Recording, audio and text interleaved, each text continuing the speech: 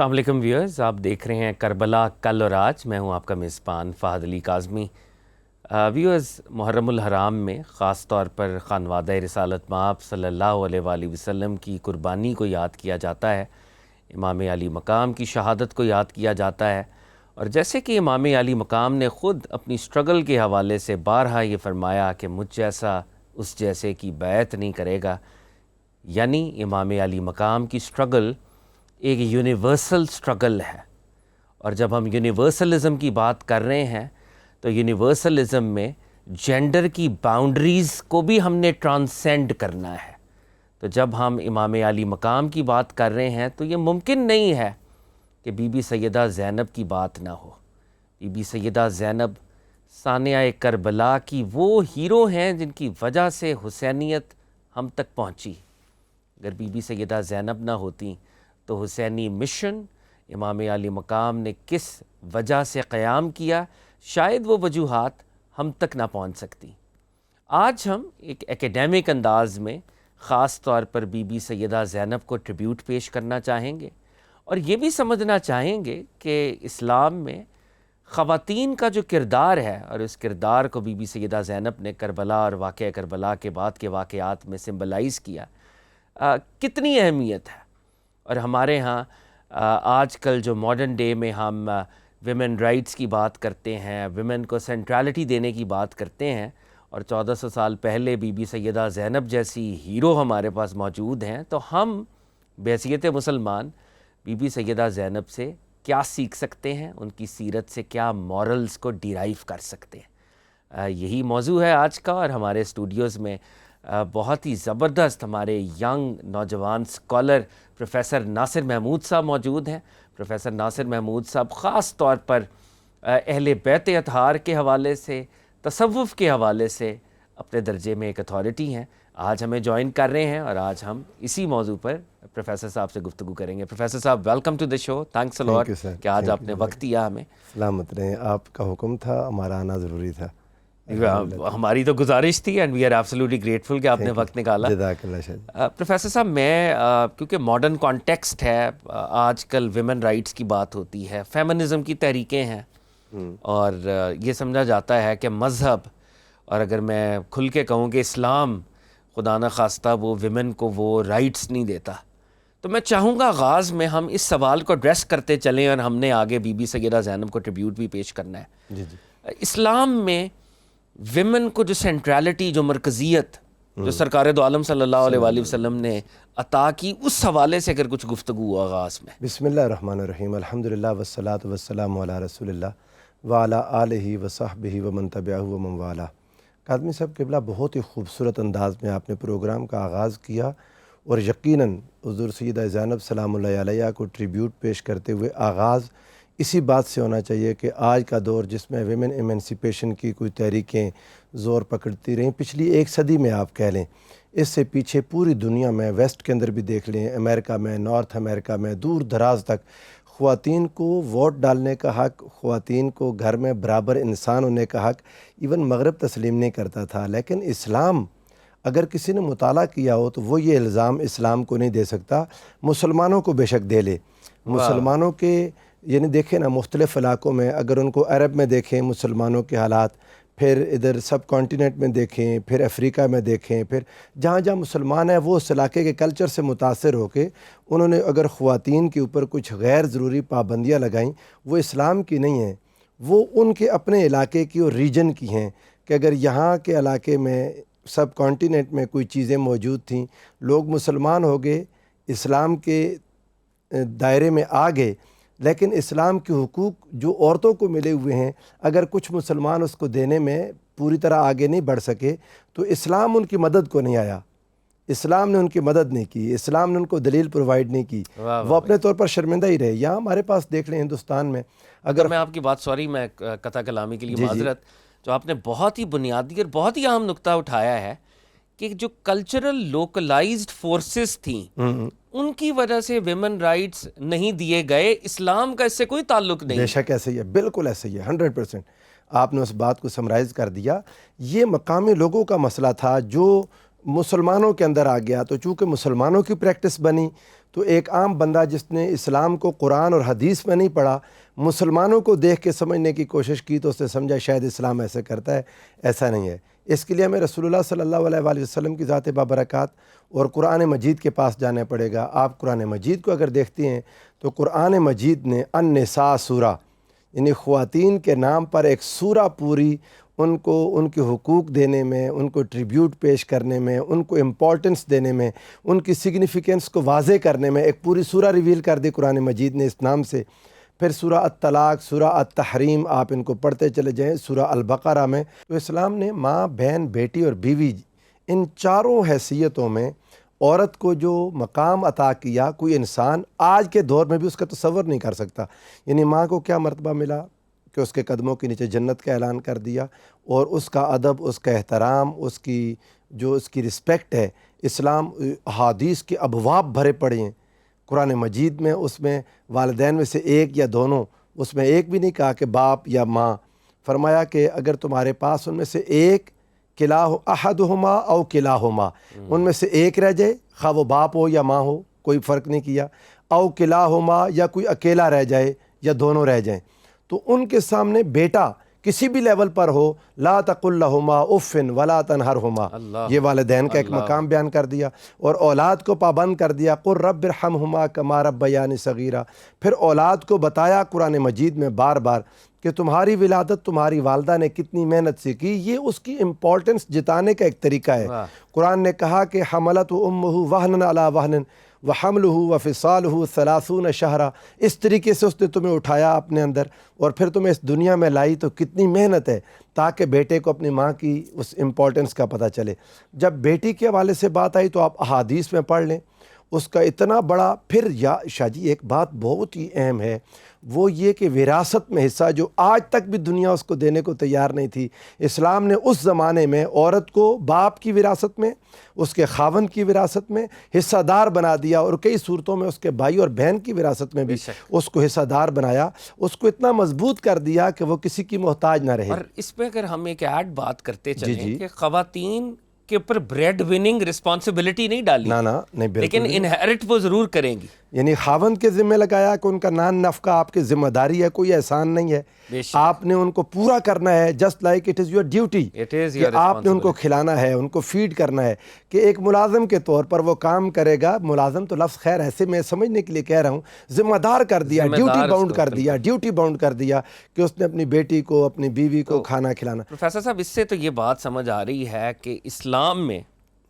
یہ جو gender roles ہیں، میل فیمیل، ان کے درمیان ایک بیلنس ہے، جینڈر پیرٹی ہے اور ایکوٹی ہے، دونوں کی اپنے اپنے جو دائرہ کار ہیں، اس میں پیرٹی اس کے اندر وہ ہے۔ اور اگر میں اسی کو جنرل کانورزیشن کو ایک لیول پہ اور ہم آگے لے کے جائیں، ماں، زوجہ، بیٹی، یہ ان رولز کے حوالے سے تو کانورزیشن ہے ہی ہے، لیکن ہم جب بی بی خدیجۃ الکبریٰ سلام اللہ تعالیٰ علیہا کی پرسنالٹی کو دیکھتے ہیں تو وہ ایک عملی زندگی کے اندر بھی، بالکل ایک جملے کے بعد یہ ادھر آنے لگا تھا، مکہ چیمبر آف کامرس کی وہ پریزیڈنٹ تھیں اس دور میں، اس طرف آنے لگا تھا کہ رسول اللہ صلی اللہ علیہ وآلہ وسلم کی ازواج کو مقام کیا دیا، سارے مومنین کی ماؤں کا درجہ ان کو دیا۔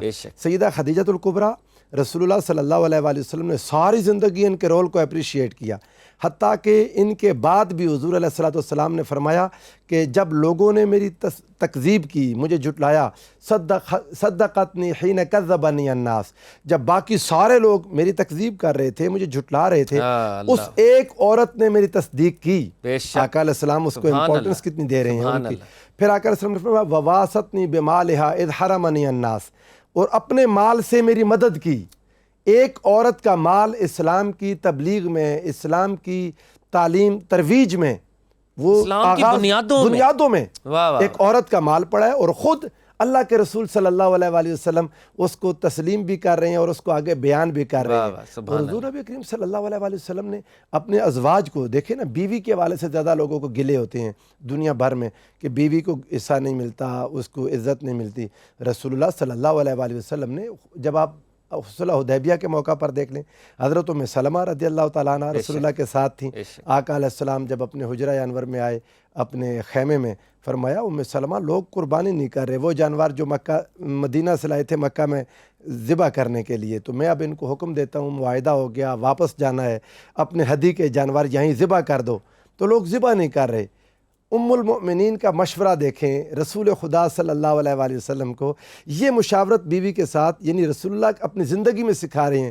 وہ کہتے ہیں یا رسول اللہ آپ جا کر ذبح کریں، سارے لوگ آپ کے پیچھے ذبح کر دیں گے، ہاں آپ حلق کروائیں، سارے لوگ حلق کروا دیں گے۔ یہ تھی وہ چیز، آقا علیہ السلام نے ہمیشہ ان کے مشورے کو، اپنی ازواج کے مشورے کو آقا علیہ السلام نے ویٹیج دی۔ پھر بیٹی کے طور پر دیکھیں تو رسول اللہ صلی اللہ علیہ وآلہ وسلم حضرت سیدہ کائنات کے لیے کھڑے ہو جاتے ہیں۔ کتنا بڑا مقام!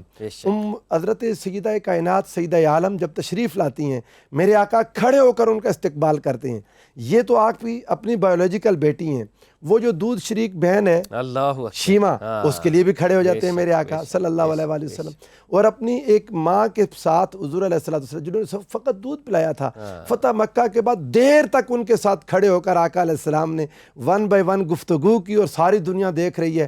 فاتح مکہ ایک بڑا مقام تھا اس وقت دنیا کے سامنے، تو وہ اس طرح بات کر رہا ہے ایک عورت کے ساتھ۔ حضور علیہ السلام نے ان کے لیے چادریں بچھائیں اپنے سامنے، تو عورت کو جو مقام دیا۔ اب جو مغرب بات کر رہا ہے، انہوں نے عورت کو حقوق دینے کی بات کی، لیکن وہ اس طرح کی ان نیچرل ہو گئی کہ کوئی بندہ اپنی بیوی افورڈ نہیں کرتا، لوگ شادیوں سے بھاگنے لگ گئے۔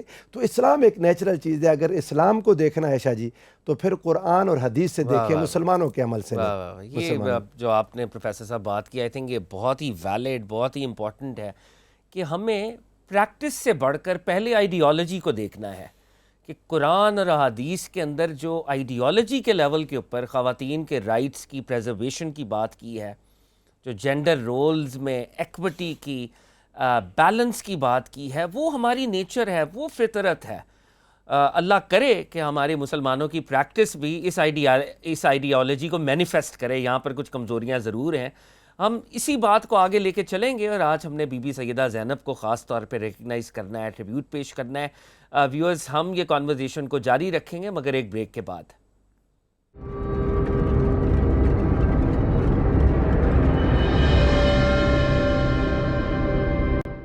جی ویورز، آپ دیکھ رہے ہیں کربلا کل اور آج خاص طور پر ہم ویمن کے حوالے سے گفتگو کر رہے ہیں، دی ویمن آف کربلا، اور خاص طور پہ بی بی سیدہ زینب سلام اللہ تعالیٰ علیہ کو ٹریبیوٹ پیش کرنے کی کوشش کر رہے ہیں۔ ابھی تک کی جو کانورزیشن ہوئی اس میں ہم نے یہ سمجھنے کی کوشش کی کہ اسلام میں خواتین کو جو مرکزیت حاصل ہے، اور جیسے کہ بتایا گیا اور بالکل صحیح طور پہ نشاندہی کی گئی کہ سرکار دو عالم صلی اللہ علیہ وآلہ وسلم کے مشن پر جو پہلے ایمان لانے والا فرد ہے وہ بھی ایک خاتون ہے، اور یہ خاتون ہی کا مال تھا جس نے جو ہمارے دین کی بنیادوں میں ہے، بی بی سیدہ خدیجۃ الکبریٰ۔ پروفیسر صاحب، میں اس بات کو اب فاسٹ فارورڈ تھوڑا سا کرنے لگا ہوں۔ جیسے بی بی خدیجۃ الکبریٰ نے، وہ تو بحیثیت زوجہ انہوں نے پروفٹ صلی اللہ علیہ وآلہ وسلم کو سپورٹ کیا، اور شاب ابی طالب تک وہ جو قربانیوں کی ایک داستان ہے وہاں تک پھر ان کا وصال بھی ہوتا ہے۔ اب امام حسین علیہ السلام نواسہ رسالت مآب ہیں، عکس رسالت مآب ہیں صلی اللہ علیہ وآلہ وسلم، اور کربلا کے مارکے کے جو 2 چیپٹرز ہیں اس میں بی بی سیدہ زینب کو آپ مائنس نہیں کر سکتے، بلکہ میرا خیال ہے کہ شاید اتنا کرٹیکل رول ہے کہ ایک درجے پر حسینیت بھی مرہون منت ہے بی بی سیدہ زینب کی وجہ سے آج حسینیت زندہ ہے۔ تو بی بی سیدہ زینب کی اگر پہلے ہم کچھ بایوگرافی کے حوالے سے بھی کانورزیشن کریں، آپ کی برتھ کے حوالے سے، اور پھر آگے امام حسین کے ساتھ جو آپ کی نسبت، اور پھر آپ کی سٹرگل، واقعہ کربلا میں آپ کی پارٹیسپیشن، اور آگے جا کے آف کورس ہم آپ کے خطبات کو بھی دیکھنا چاہیں گے، تو بی بی سیدہ زینب کے حوالے سے کچھ کانورزیشن۔ بہت ضروری چیز آپ نے اس طرف کر دی۔ سیدہ زینب سلام اللہ علیہ آپ دیکھیں تو صحابیہ ہیں، رسول اللہ کے اہل بیت اطہار کی ایک بڑی نسبت ہے، لیکن بعض لوگوں کو صحابیت کا ایک رتبہ چاہیے ہوتا ہے، کچھ لوگ کہتے ہیں کہ صحابی ہیں یا نہیں، تو یہ بات سمجھ لیں کہ اہل بیت اطہار کے پاس تو دونوں درجے موجود ہیں۔ اگر دیکھ کے صحابی بنتا ہے تو انہوں نے دیکھا ہوا بھی ہے، اور ان کی رگوں میں رسول اللہ کا نور مصطفیٰ صلی اللہ علیہ وسلم کی ہے، یعنی ان کے پاس ڈبل سٹیچر ہے، ان کا سٹیچر سمجھنے کی ضرورت ہے۔ اب سیدہ زینب کو اگر ہم نے سمجھنا ہے کربلا میں، تو بہت ضروری ہے کہ ان کی لائف کو دیکھا جائے، کیونکہ جو انہوں نے وہاں کام کیا، آپ کسی بھی خاتون سے اس کو ایکسپیکٹ نہیں کر سکتے. سر کہ کربلا کا مارکا جب ختم ہو جاتا ہے تو اس کے بعد پھر مزید تکلیفیں. اور میں نے آپ کا ہی کہیں ایک جملہ سنا اور میرے ذہن میں گھر کر گیا کہ تلوار کا زخم تو بسا اوقات بھر جاتا ہے، جو زبان کے زخم اللہ اکبر، اور جو تیر سیدہ زینب نے کھائے کوئی بندہ کسی خاتون سے توقع نہیں کر سکتا. اللہ اکبر. کمزور ہوتی ہیں خواتین اپنے ان معاملات میں کہ جن کو ہم کہیں کہ بیرون جنگیں لڑنا، مجاہدات کرنا، سیاسی طور پر سٹرگل کرنا، کسی حکمران کے سامنے آواز بلند کرنا. مطلب میں وہ اس سوری چیز آپ کے کی لیے ٹرین بات نہیں کی گئی میں ہوتی نا. سوری آپ کی بات کو میں کاٹ رہا ہوں، لیکن میں آپ نے جیسے کمزور کا کمزور ان دا سینس کہ لطیف ہوتی لطیف ہوتی ان ہیں، کا بالکل. وجود لطیف یہ ہے. بہترین لفظ آپ نے بولا. جی جی لطیف مطلب ہوتی ویسے ہیں. تو جی ہاں، الحمدللہ ان کی الحمدللہ الحمدللہ. اب میں جو بات کرتا ہوں نا، حضرت امام زین العابدین علیہ السلام نے جو ان کے لیے ایک جملہ بولا، انہوں نے کہا کہ میری پھوپھی عالمۃ غیر معلمۃ. اللہ اکبر. یعنی یہ سیاست، یہ پالیٹکس کہاں سے سیکھی؟ کوئی معلم آپ کا نظر نہیں آتا جس نے آپ کو یہ پالیٹکس سکھائی ہو.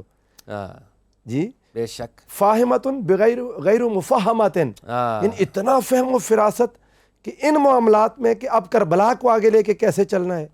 خواتین کا تو گھر کا ایک رول ہوتا ہے، ایک ماں کے طور پر، ایک بیٹی کے طور پر، ایک بیوی کے طور پر، ایک حیا کا ایک رول ہے. اچھا، باہر کے رول کے لیے تیار کرنا کسی کے انداز میں نہیں ہوتا. جب مولا علی شیر خدا کے گھر ان کی ولادت ہوئی ہوگی تو یقیناً اس گھر میں ایک کانسیپٹ جو اب سمجھ آیا کہ اسی گھر میں جہاں حسین پلے وہاں سیدہ زینب بھی پلیں، تو دین کو ان دونوں کی ضرورت تھی. بے شک. واہ. یہ حدیث عشق دو باب است. واہ. یہ دونوں کو تیار کیا گیا. ان کو جو رسول اللہ صلی اللہ علیہ وآلہ وسلم تیار کر رہے تھے اپنے کندھوں پر اٹھا کے، اب سجدوں میں اپنی پیٹھ پر بٹھا کے، تو ساتھ سیدہ زینب بھی تیار ہو رہی تھیں اسی مرحلے کے لیے، اسی کربلا کے لیے جس نے اسلام کو بچانا تھا، بے شک. جس نے کلمہ توحید کی حفاظت کرنی تھی. یعنی آپ دیکھیں، آپ نے پورا آغاز تو یہ ہے کہ حضور نبی کریم صلی اللہ علیہ وآلہ وسلم کی حیات طیبہ کے کو 5 سال آپ نے پا لیے ظاہری حیات کے. بے شک. حضور علیہ السلام کو دیکھا، پھر رسول اللہ کی خلافت راشدہ کو دیکھا. بے شک. اب یہ گھر ایک مرکز ہے، اہل بیت اطہار، حضور سیدہ کائنات سیدنا مولا علی المرتضیٰ کرم اللہ وجہ الکریم. امپورٹنٹ موسٹ گھر ہے کہ مولا کائنات کی پاس سیدنا صدیق اکبر بھی آتے ہیں معاملات کو طے کرنے کے لیے. گھر میں خلیفہ راشد جس کے گھر میں آتا ہو اس گھر کے امپورٹنس کو سمجھے. بے شک. رسول اللہ کا گھر ہے نا، حضور علیہ السلام کی بیٹی کا گھر ہے. حضور نبی کریم صلی اللہ علیہ وآلہ وسلم نے اس گھر کو خود امپورٹنس ایسے دی کہ میرے آقا جب بھی مدینہ سے کسی سفر پر جاتے تو سب سے مل کے آخر میں یہاں سے رخصت ہوتے، مدینہ میں داخل ہوتے تو سب سے پہلے اس گھر میں داخل ہوتے. اب یہ گھر امپورٹنٹ ہے، ہر ایک کی نظروں کا مرکز ہے، اس کی سگنیفیکنس کو ہر کوئی سمجھتا ہے. تو حضرت سیدہ زینب سلام اللہ علیہا اس گھر میں جب پال رہی تھیں تو آپ نے حضرت ابو بکر کو اور اپنے والد کی گفتگو کو بھی سنا ہوگا، اپنے والد گرامی کے ساتھ دوسرے اور بڑی بڑی شخصیات کی گفتگو کو بھی سنا ہوگا. دین کا ایک جو پولیٹیکل جو وزڈم ہے، جو دین کا بہت بہت لازمی جزو ہے، جس کو علامہ اقبال نے کہا جدا ہو دین سیاست سے تو رہ جاتی ہے چنگیزی. ویسے خواتین گھر میں عبادت، اذکار، وہ کھانا پکانا اور یہ معاملات، لیکن ساتھ ہی گھر میں تربیت اس انداز میں ہونے لگی. آپ نے حضرت ابو بکر کا دور دیکھا، سیدنا فاروق اعظم کا دور دیکھا، یقیناً گھر میں گفتگو ڈسکشن سنتی ہوں گی. آپ نے حضرت عثمان غنی ذو النورین کا دور دیکھا، اپنے بابا جان کا جو آپ نے مشکل ترین دور تھا اس کو بھی آپ نے آبزرو کیا پورے طریقے سے، اور ہر چیز آپ کے اندر تھی. دین اسلام کا جو درد سیدنا امام حسین میں تھا، سیم درد کو لے کے سیدہ زینب کھڑی تھی. بے شک. اب وہ جو دین کے ساتھ معاملات پیش آ رہے تھے، اب یہ کوئی ایسی سیاسی جنگ تو تھی نہیں، آج کل کی سیاست کی طرح نہیں ہے. بعض لوگوں نے اس کو اس انداز میں لینا شروع کر دیا جیسا کہ یہ کوئی حکمرانی کی جنگ تھی. میں تو بلکہ آپ کی بات میں پھر انٹروڈ کر رہا ہوں. آپ میرا خیال ہے وہ حدیث سفینہ بھی اگر بیان فرما دیں کہ پروفٹ صلی اللہ علیہ وسلم نے تو خود پریڈکٹ کر دیا ہے کہ خلافت نے 30 سال تک ہونا ہے، اور پھر ملوکیت تو آف کورس یہ گھرانہ ملوکیت کے خلاف پھر قیام کرے گا. بے شک ایسا ہی ہے. اور آپ نے اس میں ایک جو بات غور طلب ہے وہ یہ کہ جب خلافت بدلی، وہی جو حضرت سفینہ نے کہا 30 سال ہوگی، الخلافت بعدی 30 سنۃ ثم تکون ملکا عدودا، کاٹ کھانے والی بادشاہی آ جائے گی. فرق کیا ہوا؟ کبھی کوئی سوچے تو صحیح کہ خلافت راشدہ جب ملوکیت میں تبدیلی ہوئی تو فرق کیا ہوا؟ مشاورت ختم ہو گئی، عدل ختم ہو گیا، مساوات ختم ہو گئی، بیت المال ذاتی جاگیر بن گئی، ختم ہو گیا نا جی. دیکھیں زکوٰۃ کے معاملات میں کمزوری آ گئی، مسلمانوں کے دین کے معاملات میں کمزوری آ گئی، مسلمانوں کا وہ جو حکمران حاکم نہیں ہوتا تھا، وہ اللہ کے نظام کو نافذ کرنے کے لیے اپنی ذات پر بھی اور باقی سارے لوگوں کی ذات پر اسلام کو نافذ کرنے میں ایکول ہوتا تھا۔ بے شک اب شخصی حکومت آ گئی، اس حکومت میں جو نظام کی خرابیاں تھیں ان کو امام حسین علیہ السلام دیکھ رہے تھے۔ ایک حدیث آپ کے سامنے رکھتا ہوں، حضرت سیدہ زینب اور امام حسین علیہ السلام کا درد سمجھ آ جائے گا۔ حضرت ابو سعید خدری رضی اللہ تعالیٰ عنہ، اس کو بخاری نے بھی روایت کیا، امام مسلم نے کتاب العیدین میں، باب عید الصلاۃ و عید الاضحیٰ میں، کہ حضرت ابو سعید خدری نماز پڑھنے کے لیے آئے تو یہ ملوکیت کے دور کا ایک گورنر کس شہر میں؟ مدینہ رسول میں۔ باقی شہروں کی بات چھوڑ دیں، میں آپ کو کوئی ایک آدھی بات مکہ کی بتا دوں گا۔ وہاں پر جب ابن زیاد حکمرانی کرتا تھا، اب حالات کے یہ دو شہر ہیں مرکز اسلام کے۔ امام مالک پر ابن حزم نے کیا نا اعتراض، انہوں نے کہا امام مالک رحمۃ اللہ علیہ کہتے ہیں کہ میں مدینہ والوں کا تعامل دیکھتا ہوں تو مروان کی حکمرانی کے بعد وہاں کا کون سا تعامل باقی بچا تھا جو مروان نے مدینہ میں کر دیا۔ حضور علیہ الصلوۃ والسلام کی سنتوں کو اس نے ملیا میٹ کر دیا کہ وہ جب عید کی نماز کے لیے آیا تو پہلے ممبر پر بیٹھنے لگا، ممبر پر کھڑا ہو گیا خطاب کرنے کے لیے۔ رسول اللہ کی سنت یہ تھی کہ پہلے نماز پڑھتے تھے پھر خطبے کے لیے آتے تھے۔ تو حضرت ابو سعید خدری کو یہ بات اچھی نہیں لگی، آپ نے کہا مروان میں نے رسول اللہ کو نماز پڑھاتے دیکھا، ابو بکر عمر کو دیکھا، وہ تو جب بھی آتے تھے مصلی پر کھڑے ہوتے تھے اور آپ ممبر پر کھڑے ہو گئے۔ اللہ پتہ نہیں وہ جو بھی جواب دیتا اصل امپورٹنس وہاں اس کے جواب سے آنی تھی۔ اس نے شاہ جی جواب یہ دیا، اس نے کہا کہ جو باتیں تمہیں یاد آ رہی ہیں نا جس دور کی، وہ دور پرانا ہو چکا۔ استغفر اللہ، بس یہ تھی ایک بات۔ استغفر اللہ۔ یہ مدینہ رسول میں باقی ہمدان کی بات دیکھیں، مصر کی بات دیکھیں، شام کی بات دیکھیں، دور دراز کی سٹیز میں حالات ہی عجیب و غریب ہو گئے تھے۔ کوئی اسلام کا وہ جو تصور تھا اسلام کی اجتماعیت کا کہیں باقی نہیں بچتا تھا۔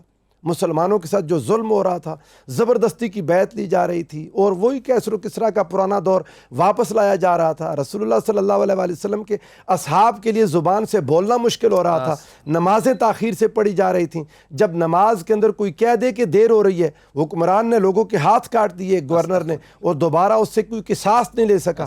ان حالات میں جب صحابہ کرام تھے، امام حسین علیہ السلام اپنے نانا کا دین لٹتا دیکھ رہے تھے کہ دین ڈوب جائے گا۔ اب لوگوں کو اب سمجھ نہیں آ رہی۔ اس وقت نہ قرآن پاک کی تفسیریں تھیں، نہ بخاری تھی، نہ مسلم تھی، نہ ابن ماجہ تھی، نہ نسائی تھی، کوئی ریٹن ڈاکومنٹ تو تھے نہیں، لوگوں کے دلوں میں تھے اور لوگوں کی زبانیں بند کر دی گئی تھیں۔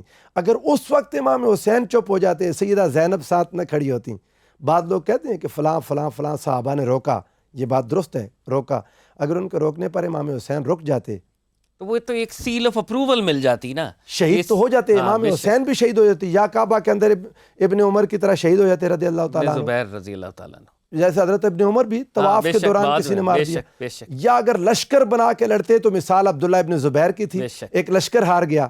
امام حسین سے زیادہ سمجھدار اس زمانے میں کوئی نہیں تھا، جتنے روکنے والے تھے، جو بھی ان کا سٹیچر ہے ہمارے سر آنکھوں پر، لیکن ان سب سے زیادہ سمجھدار امام حسین تھے۔ بے شک۔ اور اس آپ کی بات کی تائید میں جب پروفٹ صلی اللہ علیہ وآلہ وسلم نے یہ فرما دیا کہ میں دو چیزیں چھوڑ کے جا رہا ہوں، قرآن اور اہل بیت، تو اہل بیت ہی بنیادی طور پہ وہ یارڈ سٹک ہیں، وہ پیمانہ ہیں جن کو ہم نے فالو کرنا ہے۔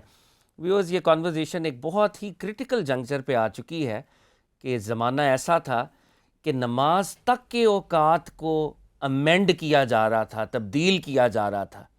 عیدین میں جس طرح پروفٹ صلی اللہ علیہ وآلہ وسلم کا طریقہ تھا، پہلے نماز پڑھائی جاتی تھی، پھر خطبہ ارشاد ہوتا تھا، اس کو تبدیل کیا جا رہا تھا۔ ایسے حالات میں اگر امام علی مقام قیام نہ کرتے، بی بی سیدہ زینب سلام اللہ تعالیٰ علیہا سپورٹ نہ فرماتی، تو اسلام کا شاید اسپریچول فریم ورک بھی ہمیشہ کے لیے کرپٹ ہو جاتا۔ یہ امام علی مقام اور بی بی سیدہ زینب کا احسان ہے کہ آج نمازیں باقی ہیں، ہماری عبادات باقی ہیں، اسلام کا فریم ورک باقی ہے۔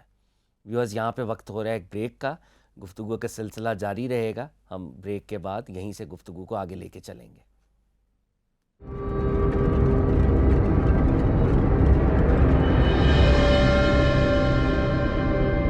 جی ویورز، آپ دیکھ رہے ہیں کربلا کل اور آج۔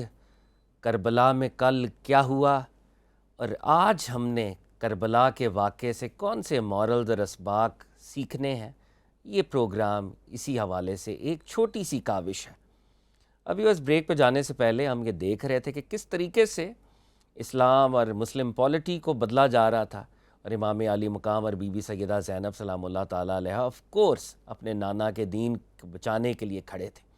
ناصر صاحب، اب ہم اگر اس کا جو ہسٹوریکل پرسپیکٹیو ہے اس میں بھی آئیں، کربلا میں، اب ان سارے واقعات میں ایک ہیومن ٹریجڈی کا بہرحال پہلو ہے، اور ہم دنیاوی طور پہ دیکھیں، اگر ہمیں ایسے ٹرائل سے گزرنا پڑے، ایسے ٹیسٹ سے گزرنا پڑے، تو ہماری جو ہیومن نروز ہیں وہ کولیپس کرتی ہیں۔ ہم نے آج کل کا پولیٹیکل کانٹیکس دیکھ لیں، ہم it's not a political platform, لیکن ہم اگر کوئی پولیٹیکل موقف رکھتے ہیں، اگر حالات مشکل ہو جائیں، آندھیاں چلنے لگیں، تو ہم اپنے موقف سے بہت جلدی دستبردار ہو جاتے ہیں۔ لیکن یہ بی بی سیدہ زینب، اور جیسے پہلے ہم نے بات کی کہ فیمیلز ایک لطیف وجود ہیں، اب ان کے سامنے کیا ہے؟ بھائی شہید ہو گئے، بھتیجے شہید ہو گئے، اپنے بیٹے شہید ہو گئے، 18 لوگ تو بنی ہاشم کی شہید ہو گئے، صرف ایک میل ایئر علی بن الحسین زین العابدین رہ گئے، انصار سارے شہید ہو گئے۔ اور جو پہلا ٹارچر آپ کے سامنے فوری نوعیت کا ہے، میں اسی پروگرام میں ایک دفعہ یہ بات کرنے کا موقع ملا، ہم ٹیلی ویژن پر کوئی بام بلاسٹ ہوتا ہے تو ہم اس امیج کو بلر کر دیتے ہیں، اس کو ہم دکھاتے نہیں ہیں، لیکن ایک فوری نوعیت کا ٹارچر یہ ہے کہ 72 سر نیزے پہ ہیں، اور یہ جب اپنی سواریوں پر یہ پاک بیبیاں سوار ہوں گی تو ہر وقت وہ سر ان کے سامنے ہوں گے، وہ ایک ٹارچر ہے۔ پھر وہ جو باڈیز ہیں، یہ ان کو میوٹیلیٹڈ باڈیز، پامال شدہ اجسام ہیں، ان کو دیکھ رہی ہیں، تو اس طرف بھی اشارہ ہو کہ اس سب کے باوجود بھی یہ بی بی مستقیم الحال ہے، استقامت کے ساتھ ہیں۔ اور وہ جو انہوں نے استغاثہ پیش کیا، میں تو چاہوں گا وہاں سے ہی بات کو آغاز کریں کہ جب ان بی بی کو سواری پر بٹھایا گیا اور سرکار دو عالم صلی اللہ علیہ وآلہ وسلم کی بارگاہ میں آپ نے استغاثہ پیش کیا، وہ استغاثہ کیا تھا پروفیسر صاحب؟ قاضی صاحب، قلعہ بہت مشکل جگہ پر لے آیا آپ پروگرام کو، اور یقیناً یہی ہم نے پہنچنا تھا جو ہمارا درد ہے، اور میں سمجھتا ہوں کہ امام حسین علیہ السلام کی مظلومیت اور اس کا آشکار کرنا آج بھی اسلام کو بچائے گا۔ اسلام زندہ ہوتا ہے ہر کربلا کے بعد۔ یہ اس مظلومیت کا ذکر کرنا اب اس لیے ضروری ہے کہ لوگوں کے دل میں ظالم کے لیے نفرت پیدا ہو، ظالم کے لیے نفرت پیدا ہو، ضروری ہے۔ کیا عمدہ کہا ہے آپ نے، ظالم کے لیے نفرت پیدا کرنے کے لیے ٹریجڈی کا بیان ضروری ہے، بہت ضروری ہے، ان مصائب کا بیان ضروری ہے۔ حضرت سیدہ زینب سلام اللہ علیہ کو جب دیکھتے ہیں تو یہ ایک ایسی مبارک خاتون ہے جن پر وہ پہاڑ ٹوٹ پڑے ظلم کے کہ شاید تاریخ اس کا بیان بتا نہ سکے، کوئی مثال نہ دے سکے، کوئی مثال نہیں دے سکے گی۔ ان کے اپنے اصحاب تو امام حسین کے شہید ہوئے، سگے بیٹے ان کے شہید ہو گئے، ان کے سگے بھائی شہید ہو گئے، ان کے بھتیجے شہید ہو گئے، کیا کیا شہادتیں کسی ایک عورت کے لیے۔ احد میں لوگ بیان کرتے ہیں، کچھ صحابیات ہیں جن کے دو رشتے شہید ہوئے، تو رسول اللہ ان کی قدر کرتے ہیں، فرمایا نہ جانے دینا اس کو احد کے میدان میں، وہاں وہ روئے گی، وہاں اس کے لیے مشکل ہو جائے گا۔ سیدہ زینب نے کہاں سے سیکھا؟ سیدہ زینب کے ساتھ ایک ماں، اب میں شاہ جی بہت مجبور ہوں، میں ایک ایسا بندہ ہوں جو سند دیکھ کے بات کرتا ہوں، ادھر ادھر کی بات چلا نہیں سکتا، لیکن جب یہاں پر آتا ہوں مجھے مضبوط اسناد کے ساتھ باتیں چاہیے۔ اس وقت کے حکمرانوں نے اس ایک موضوع کو سینسر کر دیا تھا، اس ٹاپک پر کوئی بول نہیں سکتا تھا، اس ٹاپک پر کوئی مشہور آدمی لکھ نہیں سکتا تھا۔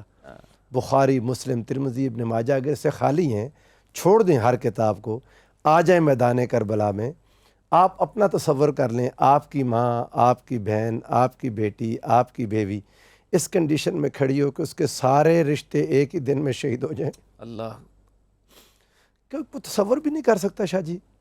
اگر لکھی ہوئی چیزیں نہیں ملتی ہیں آپ کو، تو آپ کو ایک چیز، اتنا تو انسانی دل ہے آپ کے پاس، ایک خاتون کو اس کنڈیشن میں دیکھیں کہ اس پر کیا گزری ہوگی، اور اس کے باوجود وہ استقامت کا پہاڑ ہے، استقامت کا کوہ صفا ہے۔ بے شک، بے شک۔ اچھا پروفیسر صاحب، اس میں جیسے آپ فرما رہے ہیں، بالکل صحیح بات ہے کہ ایک سینسرشپ والا زمانہ تھا ملوکیت کا، لیکن ہمارے بہت سے ہسٹورینز نے بہرحال وہ باتیں بیان بھی کی ہیں۔ میں سمجھتا ہوں نا، میں نے بات کی کہ سند کی بات، کہ جو لوگ وہ اس سند کی طرف آ جاتے ہیں جو بخاری مسلم کی اسناد ہیں، اس درجے کی سندیں انہیں تاریخ میں مانگنے لگ جاتے ہیں، میں ان کو جواب دے رہا تھا، ورنہ تو ظاہر کتابوں میں ہے نا۔ میں کہتا ہوں کسی کتاب میں کچھ نہ ہوتا تو تب بھی یہ تصور تو کر سکتے ہیں کہ ایک بی بی اس حالت میں کھڑی ہے کہ اس کے سارے ہی رشتے ایک ہی دن میں اس کے سامنے شہید ہو گئے۔ پھر ان کا پیارا بھائی حضرت امام حسین علیہ السلام بھی جب شہید ہو گئے، اب تو سہارا دینے والا کوئی نہیں بچا۔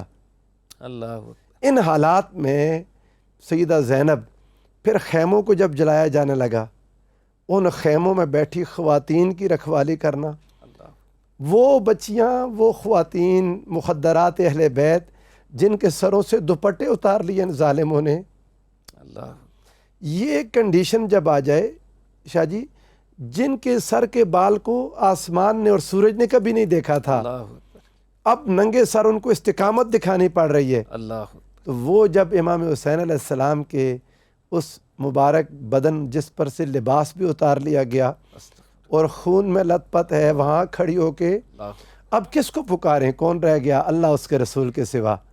ان کو فوراً تو اپنے نانا جان یاد آئے جن کا یہ لاڈلا پڑا ہے۔ یقیناً آقا علیہ السلام نے خواب میں آ کے سیدہ ام سلمہ کو، حضرت عبداللہ ابن عباس کو یہ سارا واقعہ سنا کے بتایا، میں وہاں پر ہی ہوں، شہد تو قتل الحسین آنفا، مقتل حسین میں رسول اللہ بھی موجود ہیں۔ اللہ اب جب سیدہ زینب ان کو آواز دیتی ہیں، میں نے ایک بات بہت لوگوں سے کی شاہ صاحب، بہت ساری بعد کی خواتین کے بارے میں، کوئی اولیاء میں کئی ولیہ کاملات ایسے گزری ہیں جن کے بارے میں ہے کہ رسول اللہ کی زیارت کروا دیتی تھی۔ سیدہ زینب نے جب بات کی، رسول اللہ کو پکارا، میرا ایمان کہتا ہے وہ رسول اللہ کو دیکھ بھی رہی تھی، بے شک بے شک وہ دیکھ بھی رہی تھی۔ بے شک آپ نے آواز دی، یا محمدہ یا محمدہ یا رسول اللہ، اور یہ آپ نے ایک بار پھر شام کے دربار میں بھی آواز لگائی، اس کی بات ساتھ ہی لگا دوں گا، ھذا حسین بالآرا، اللہ اکبر اللہ یہ امام حسین علیہ السلام جن کے بدن مبارک کو ننگا کر دیا، اللہ اکبر مزمل بالدماء، خون سے آقا لپٹا ہوا آپ کا بیٹا۔ اب سیدہ زینب کو تو پتہ تھا رسول اللہ ان کے ساتھ کتنا پیار کرتے تھے، رسول خدا ان کے لیے سجدے طویل کرتے تھے، رسول اللہ ان کے لیے ممبر چھوڑ کر آگے کہ میں نے بچوں کو جب دیکھا یمشیان و یاسران، چلتے اور لڑکھڑاتے ہوئے، فلم اصبر، رسول اللہ کے الفاظ ہیں جو آقا علیہ السلام صبر کا کوہ صفا، اللہ وہ آقا فرماتے میں نے ان بچوں کو دیکھا چلتے ہوئے مسجد میں گر نہ پڑے، فلم اصبر، مجھ سے صبر نہیں ہوا۔ کربلا میں رسول اللہ نے کیسے صبر کیا؟ اللہ صرف ایک بات پر کہ آج حسین کا شہید ہونا اس لیے ضروری ہے کہ اسی کی شہادت میرے دین کو بچائے گی۔ اور سیدہ زینب کو اگر رسول اللہ صلی اللہ علیہ وآلہ وسلم مولائے کائنات سیدہ کائنات کی طرف سے تسلی نہ ہوتی روحانی، ان حالات میں تو لوگ ڈپریشن میں چلے جاتے ہیں شاہ جی۔ اہل بیت اطہار کی کوئی ایک بی بی ڈپریشن میں نہیں گئی، کوئی ایک فرد، وہ بیمار کربلا امام زین العابدین ڈپریشن میں نہیں گئے۔ بے شک ان کو پتا تھا کہ ہمارا یہ اقدام یہ اللہ کے دین کی خاطر ہے، ان کو معلوم تھا کہ ہم نے رسول اللہ کے دین کو بچانے کے لیے میں تو بار بار یہ بات کہتا ہوں، امام حسین اور سیدہ زینب کی یہ قربانی اسلام میں اگلی اور پچھلی ساری قربانیوں کو بچانے کے لیے ضروری تھی۔ واہ واہ۔ تو پروفیسر صاحب، وہ سیدہ زینب سلام اللہ تعالیٰ علیہ کا خطبے کے حوالے سے آپ بتا رہے تھے کہ جب دربار یزید میں آپ نے خطبہ ارشاد، میں خطبے سے بھی ہٹ کر جو میں اس وقت کی کنڈیشن ہے کہ جب انہوں نے سیدہ زینب سلام اللہ علیہ کو جب اس نے یہ للکار دی کہ تمہارا بھائی جھوٹا تھا، تمہارا والد جھوٹا تھا، اور یہ ان لوگوں نے ایسی کنڈیشن بنا دی تھی شاہ صاحب، سیدنا امام مولا علی شیر خدا کی جب شہادت ہوئی تو شام میں کسی نے کہا مسجد میں شہید ہوئے مولا علی المرتضیٰ، تو وہاں کئی لوگ حیران ہوتے تھے کہ علی کا کیا کام مسجد میں، اس خاندان کو اس حد تک انہوں نے پروپیگیٹ کر دیا۔ اور جب امام حسین علیہ السلام کو، تو وہ اپنے دربار میں اسی انداز میں کہ تمہارا بھائی جھوٹا تھا اور اللہ نے اس کو رسوا کر دیا اور ہمیں فتح عطا کر دی، اس وقت وہاں پر اذان ہو گئی۔ حضرت سیدہ زینب سلام اللہ علیہ کہنے لگیں کہ آج بھی میرے نانا کا نام ہے اذانوں میں۔ واہ واہ۔ امام زین العابدین نے بھی امام زین العابدین نے بھی فرما دیا میرے جد کا نام، میرے جد کا نام ہے، اذان میں بھی، نماز میں بھی، درود پاک، درود میں امت ہم پر درود بھیجتی ہے، ہمارے امت پر احسانات ہیں، میرے گھر کے وہ سارے جو احسانات رسول اللہ صلی اللہ علیہ وآلہ وسلم کے بیان کیے، آقا علیہ الصلوۃ والسلام کی اس امت پر رحمتوں کا بیان، سیدہ زینب کی اس للکار کو کوئی بندہ سنے، وہاں پر کس جرت کے ساتھ یہ تصور کر کے کہ ایک ایسی خاتون جس کا پورا گھر شہید ہو چکا ہے، وہ اپنے بچوں کا دکھ نہیں رو رہی، وہ اپنے بھائیوں کا دکھ نہیں رو رہی، کئی عرصے تک خاتون اگر کوئی عام ہوتی، سیدہ زینب جیسی اس اسٹیچر کی اور اس جرت کی، اس بہادری کی عورت نہ ہوتی، تو کہاں ممکن تھا ایسے حکمران کے سامنے وہ جواب دینا اور بولنا اور اہل بیت اطہار کی فضیلت کا بیان کرنا اور اپنے خاندان کی جو عظمت اور اسٹیچر ہے اس کا بیان کرنا. میری والدہ کون ہیں، میرے والد کون ہیں، میرے نانا کون ہیں، میری نانی کون ہے، میرا خاندان. یقیناً ایک جواب تھا کہ دیکھو یہ پاک شجرہ، یہ شجرہ پاک جس سے ہم، شجرہ طیبہ جس سے ہم تعلق رکھتے ہیں. یقیناً وہاں بیٹھے لوگوں کے لیے بہت بڑا ایک سبق تھا جب اسی کمرے میں امام حسین علیہ السلام کا سر انور بھی پڑا ہے. امام حسین علیہ السلام کا سر انور بھی پڑا ہے ایک تشت میں یزید کے پاس. وہاں پر کھڑے ہو کر بجائے رونے دھونے کے اب مشن امام حسین کو وہ سر بلند کرنا شروع کر دیا. پروفیسر صاحب یہاں پہ ہم چھوٹی سی بریک لیں گے اور ہم چاہیں گے کہ جو سرمنز آپ نے ارشاد فرمائے اس پر مزید بھی ہم گفتگو کریں. اور آف کورس جیسے آپ فرما رہے ہیں، بجا طور پہ فرما رہے ہیں کہ بی بی سیدہ زینب سلام اللہ تعالیٰ علیہا کا ہی حوصلہ تھا، جس جرت کے ساتھ، جس دلیری کے ساتھ اور جس کانشسنس کے ساتھ، شعور کے ساتھ وہ یہ خطبات ارشاد فرما رہی تھی. ویورز یہاں پہ وقت ہوا ایک بریک کا. بریک کے بعد کانورزیشن کا سلسلہ یہیں سے ہم آگے لے کے چلیں گے.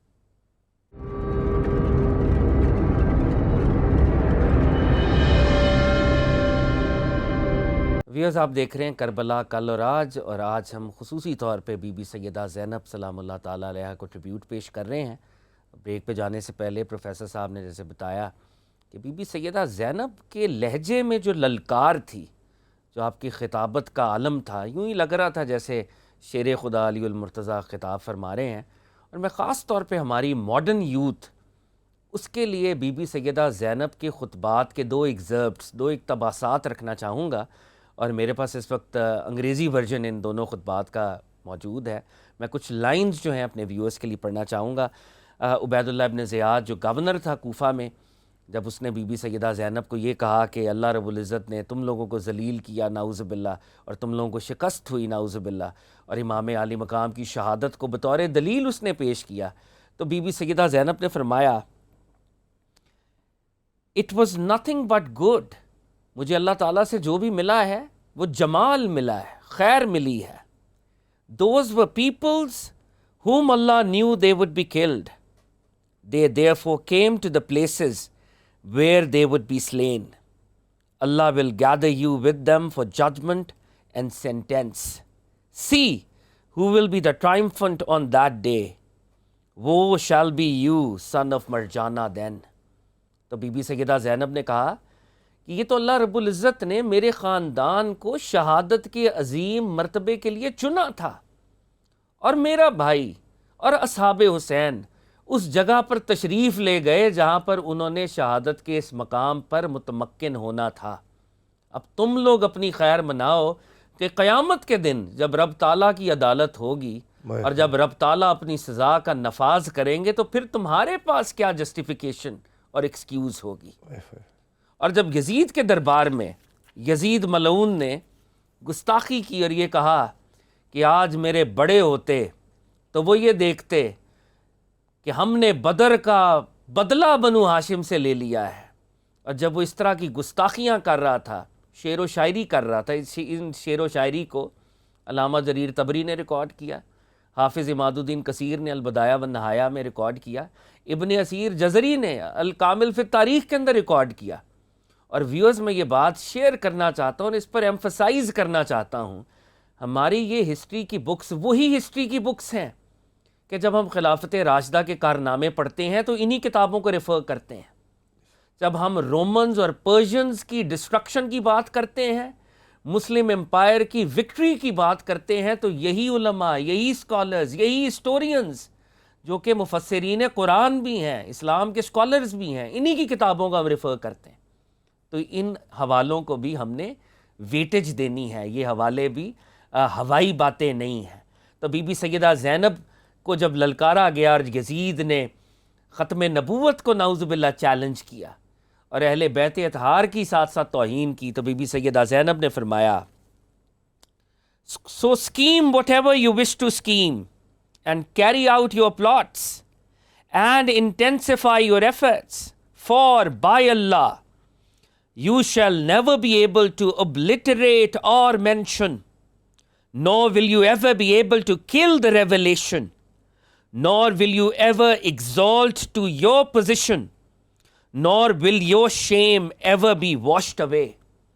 بی بی سیدہ زینب نے فرمایا تم اپنی سازشیں کر گزرو، اپنے ظلم و ستم کے پہاڑ جتنے چاہو توڑ ڈالو، لیکن ہماری یاد، ہمارا ذکر تم لوگوں کے دلوں سے محو نہیں کر سکو گے۔ ہم کل بھی عظیم تھے، ہم مستقبل میں بھی عظیم رہیں گے، عظمت ہمارے ہی گھر کی ہوگی۔ اور your view shall be proven futile.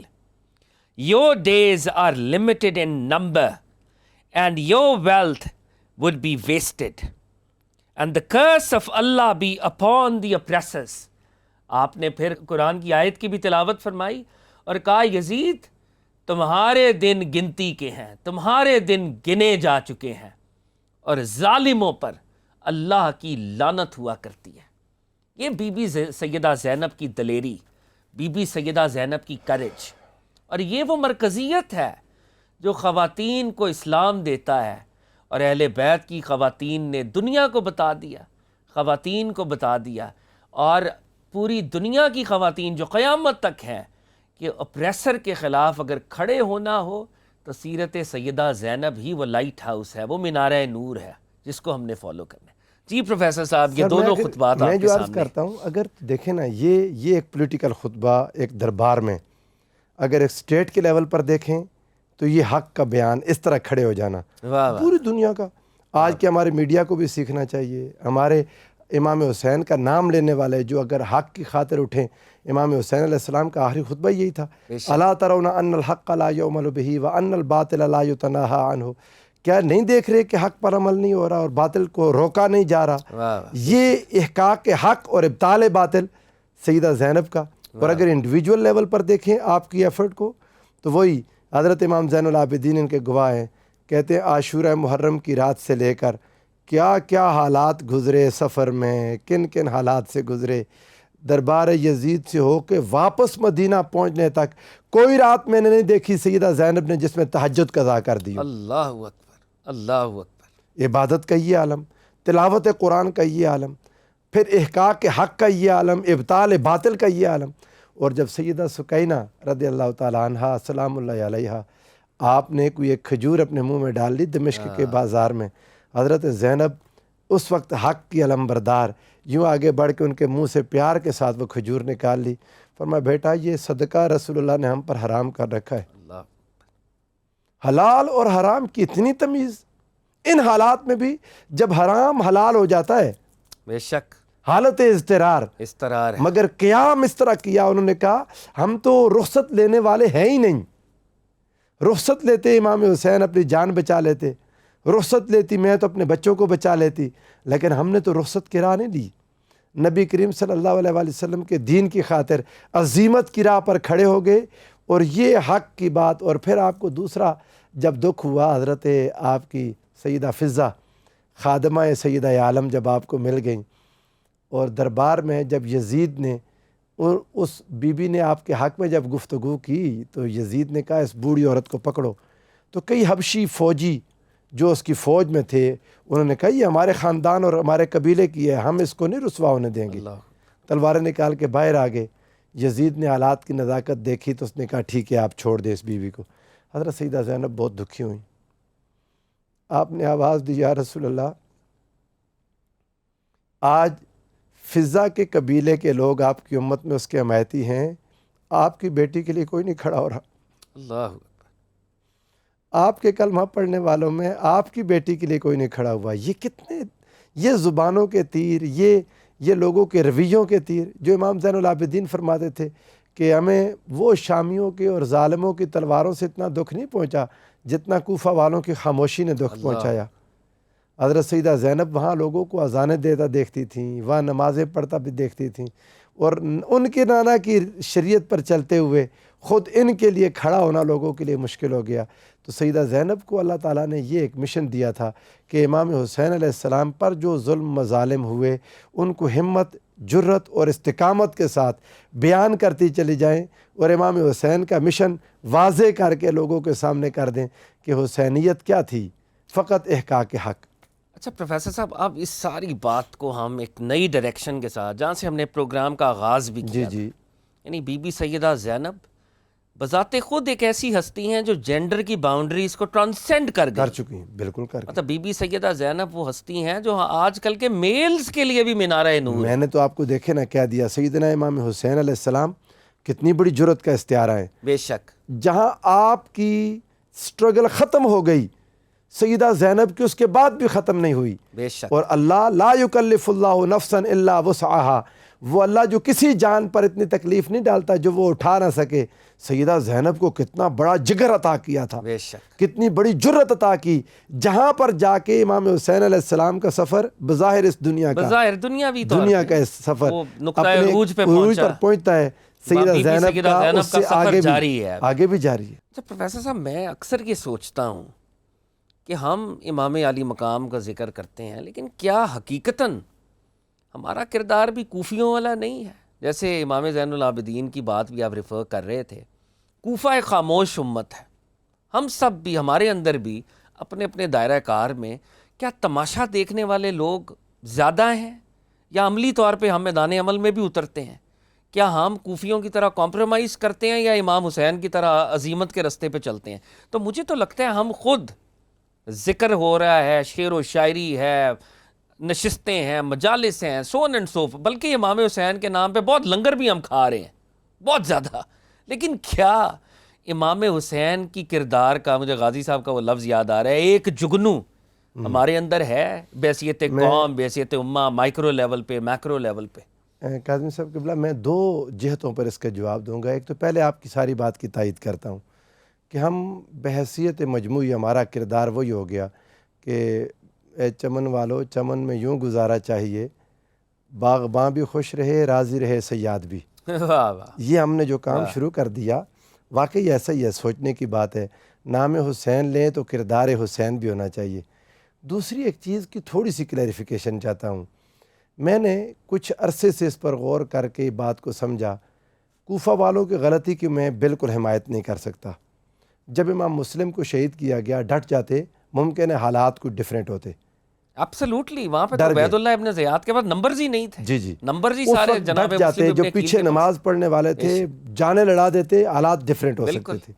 اس کے بعد جو کرفیو لگ گیا، جو اس طرح انہیں روک لیا گیا، جس طرح فوج کو متعین کر دیا گیا، لوگوں کا نکلنا مشکل کر دیا، لیکن بعد میں بدلہ لینے والے بھی، توابون کی جماعت بھی، سلیمان بن سرد کی بھی، وہ بھی کوفہ والوں میں سے ہی تھے۔ بے شک، وہ بھی کوفہ والوں میں سے تھے۔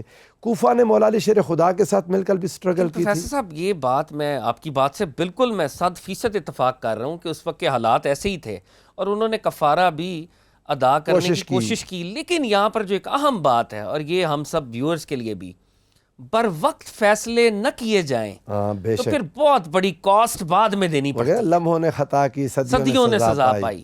جو بر وقت امام کو ساتھ ہم نے دینا تھا وہ ہم نے نہیں دیا۔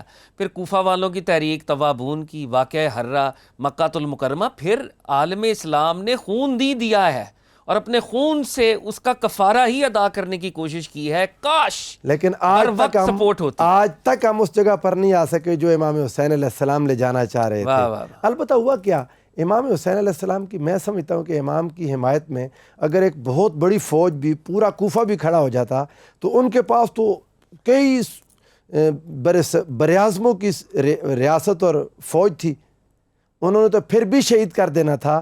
امام کا مشن کامیاب ہونا تھا اس مظلومیت میں شہید ہونے پر۔ یہ ایک روحانی اینگل ضرور ہے کہ مظلومیت کی شہادت نے اسلام کو بچا لیا، اسلام کو ایک اور درجے پر تقویت۔ یعنی آپ یوں کہہ لیں کہ امام حسین علیہ السلام نے اس وقت ایک اپنا نقطہ اعتراض اٹھا دیا اور لکھ دیا اپنے بچوں کے خون سے، اللہ، خود اپنے خون سے۔ سیدہ زینب نے اپنے بچوں، اپنے بھتیجوں، اپنے بھائیوں کے خون سے جو کلمہ لکھا، وہ اتنا روشن ہوا کہ کوئی بھی جو اٹھتا ہے وہ دین اسلام کو اس روشنائی کی شکل میں دیکھتا ہے۔ ادھر بادشاہوں کی جو سیاہی ہے اس طرف کسی کی توجہ نہیں جاتی، ورنہ دین بادشاہوں نے بدل دینا تھا۔ تو دین بچ گیا۔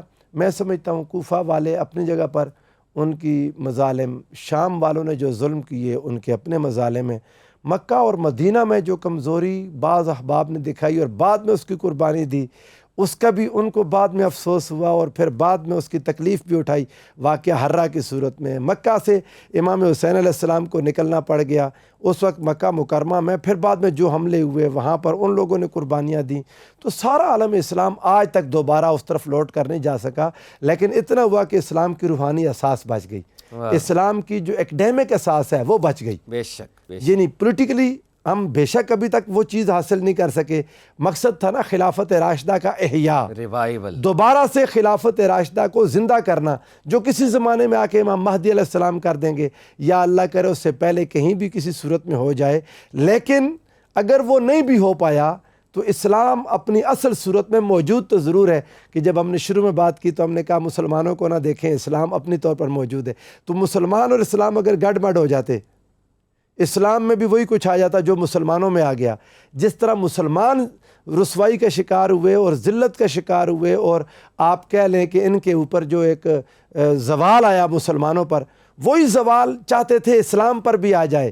میرے امام حسین کے خون نے اور کٹے ہوئے سر نے جو نیزے پر قرآن پڑھتا سیدہ رہا، زینب کی اسٹرگل، اور سیدہ زینب سلام اللہ علیہا کی قربانی، جد و جہد اور جہاد نے، ان کے جہاد نے اسلام کو وہ مقام دے دیا کہ اسلام کی روحانی اساس بچ گئی، اسلام کی ایکڈیمک اساس بچ گئی۔ پروفیسر صاحب بہت بہت شکریہ، بہت ہی خوبصورت گفتگو، دل تو نہیں کر رہا کہ آپ کو روکا جائے، لیکن یہ سیشن اپنے درجے پہ بڑا یادگار رہا، ہم آپ کو بعد میں بھی زحمت دیتے رہیں گے۔ ویورز، کربلا کل اور آج میں ہم نے بی بی سیدہ زینب سلام اللہ تعالیٰ علیہ کو ایک طالب علمانہ انداز میں ٹریبیوٹ پیش کرنے کی کوشش کی۔